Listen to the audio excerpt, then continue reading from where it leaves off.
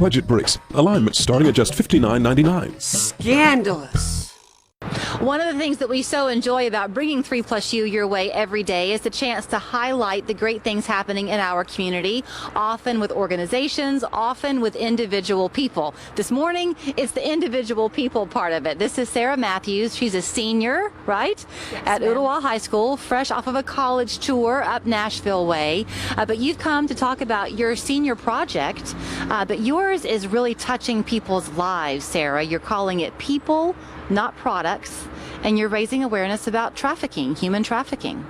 Yes, ma'am. This is a seminar to kind of bring awareness on that aspect of human trafficking, especially when it comes to sex trafficking or organ harvesting or all these sort of different places. Human trafficking is an awful crime.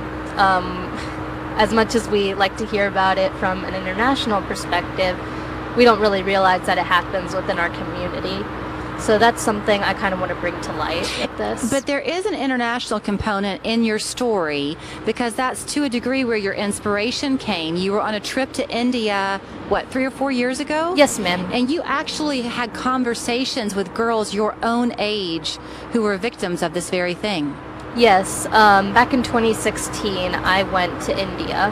And one place where we went to was the red light districts in Mumbai. It's a desolate place. It was awful, the stench and everything. And one thing I do distinctly remember was meeting people from that brothel area, babies, little kids, and even girls my age. They were going to school, they had some bit of education, but one thing that they did not have was a dream. And this could be a dream to be anything, a teacher, a lawyer, doctor, whatever. But they didn't have those dreams. They're afraid that I'm going to end up just like my mother, who is a prostitute working in these brothels. I want to bring a light to saving those kids and saving kids who are at high risk of this, because in doing so, we give awareness to the public. We give people a place in which they can tell others about it, in which they can raise awareness. And there is a much stronger prevalency in this problem here, you're right, than people either realize or like to admit. And so you have, as just a senior in high school, assembled an all-star panel of sorts for this event that is coming up this Saturday, right? Saturday, yes, ma'am. So how is it working, and what can people expect when they turn out for the seminar? Well, we have a panel of a few speakers. 2 of those speakers are going to be from Tennessee Bureau of Investigation, as well as Homeland Security. And they're going to be bringing in stories of what they've seen in the local area. They want to bring in a perspective of that, and also bring in, facts in which we could help our community over here. Mm-hmm. Another speaker in which we'll have is from 1040 Connections, and also from Love Without Reason. So those 2 speakers will be the president, who is Miss Leslie Segraves from 1040 Connections, and then from Love Without Reason we'll have my mom, Susan Mathews, who knows a thing or two about garnering support for a cause that is otherwise overlooked. Right. So you are a chip off the old block, as they say, mm-hmm. When it comes to that one. But you look at this, Sara, I would think, and you see more than just the present in these women and girls' lives, like you were referencing the conversations in India. It is that there is either a limited future or almost a predestined future, because if you are in this trafficking situation, you're just a stone's throw from all types of other problems in life, right? You see drug addiction, you see crime, you see all types of problems that are a result of this horror that came their way.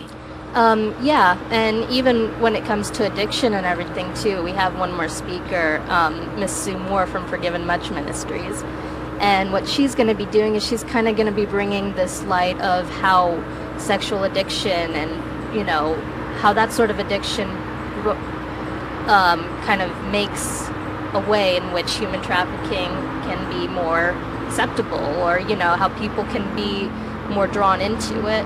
So she's kind of going to bring a light into that, and that's kind of what fuels the sex industry. And like you said, drug and violence and all that sort of stuff. Are you having this on Saturday where people will actually be assembled as a group, or is this virtual? Yes, ma'am. There will be a place in which people will be assembled. There is going to be social distancing and those guidelines required by the CDC. So, we'll have that. However, I do want people to get it from a first-hand perspective and not necessarily from the video call. Mm-hmm. It's harder to visualize it that way, if you know what I'm saying. And so when they come, whether you are someone who's interested in maybe helping the cause, maybe you are a victim, maybe you know someone who is. Is there time for question and answer? Yes. There will be a panel afterwards, after all the speakers have spoken, and there will be time for question and answer. Well, I know that you said that those girls you met in India didn't have dreams. You certainly are doing the dreaming for them. You hope this will take root, and you're shooting big for this, Sarah. You're hoping to get your message out far and wide. Yes, ma'am. I'm hoping that a lot of people will be able to come to this, and people will learn in their community what we can do better to make Chattanooga great, how to improve our society. I think that just following your lead is a good start.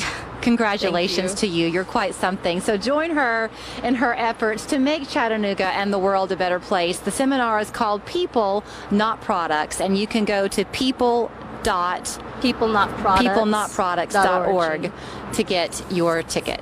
Yes, ma'am. Good to see you. Thank you.